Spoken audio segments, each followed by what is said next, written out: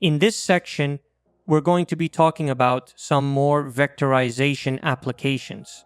Let's start with the mean, minimum, and maximum, which are very straightforward concepts. These are descriptive statistics, just like the standard deviation. They're the kinds of metrics you'd look at early on when analyzing a dataset to get a sense of how your data is distributed and what it looks like. Here's a percentile example.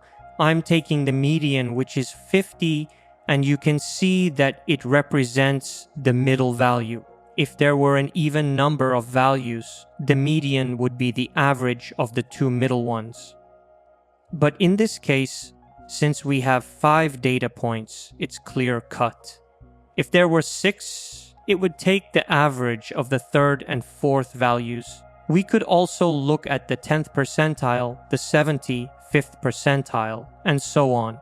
For example, 75% corresponds to 8, and 100% would correspond to 12. Percentiles basically let us measure where a value falls within an array.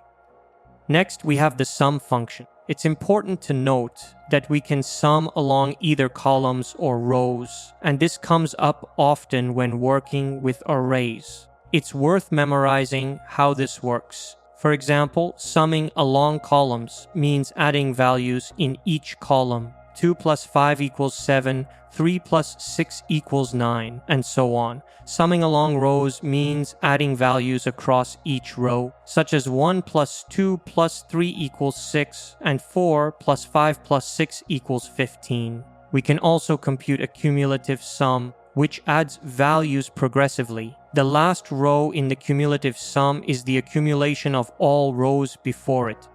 For instance, adding these together gives us 5, 7, and 9, and we can see that as 1, 2, 3, 5, 7, 9 when accumulated across rows. Doing this along axis 1 would produce 1, 4, 9, and 6, 15. Similarly, we can compute a cumulative product which multiplies values progressively. For example, 1, 2, 3, 4, 10, and 18 represent the results of multiplying values cumulatively.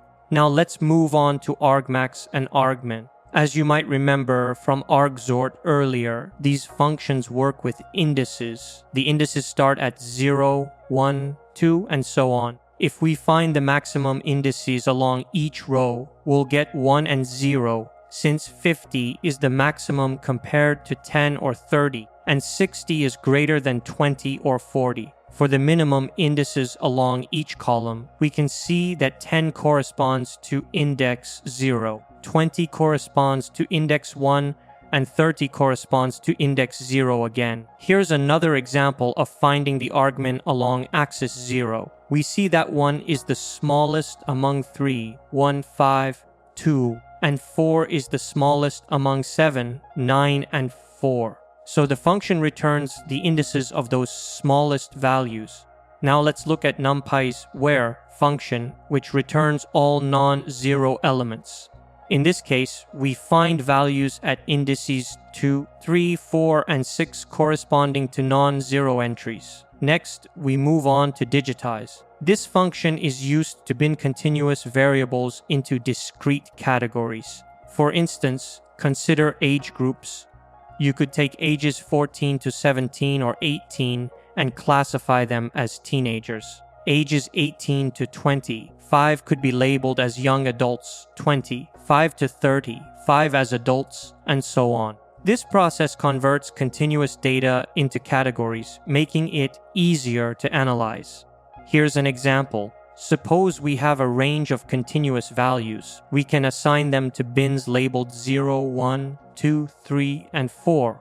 For example, 0.5 and 0.9 fall into bin 1, 1.2 and 1.4 fall into bin 2, and values like 3.6, 4.7, and 5.3 fall into bin 4.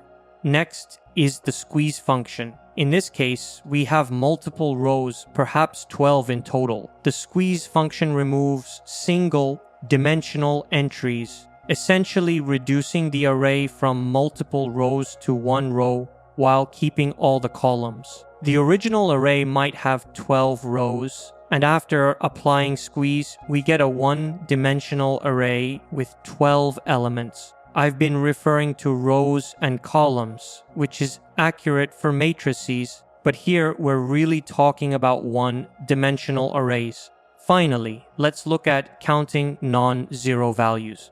For instance, if there are 3 non-zero entries, this can be useful when inspecting a dataset. If a feature has too many zeros, it may not be valuable for predicting a target variable.